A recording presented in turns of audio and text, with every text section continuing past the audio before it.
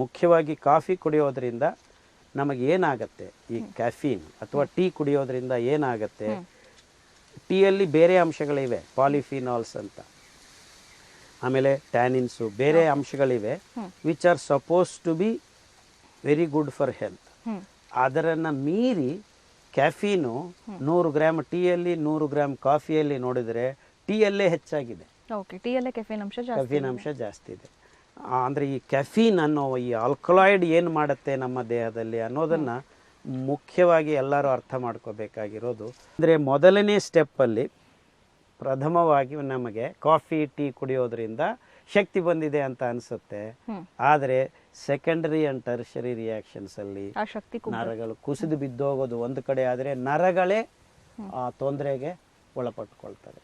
ಅಂದರೆ ಒಟ್ಟಾರೆ ನಾವು ಈಗ ಸಮೀಕರಣ ಮಾಡಿದಾಗ ಕಾಫಿ ಟೀ ಕುಡಿಯೋದ್ರಿಂದ ಈ ಕೆಫೀನ್ ಮಾಡ್ತಕ್ಕಂಥ ಈ ಗುಣ ಏನಿದೆ, primary action, secondary action, tertiary ಆ್ಯಕ್ಷನ್ಸಲ್ಲಿ ಒಟ್ಟಾರೆ ನಮಗೆ ಕೆಟ್ಟದ್ದು, ಅಂದರೆ ಕೆಟ್ಟದ್ದು ಮಾಡೋದು ಈ ಕೆಫೀನ್ ಗುಣ ಆಗತ್ತೆ ಹೊರತು ಒಳ್ಳೇದು ಮಾಡ್ತಾ ಇದೆ ಅಂತ ಅನಿಸೋದಿಲ್ಲ.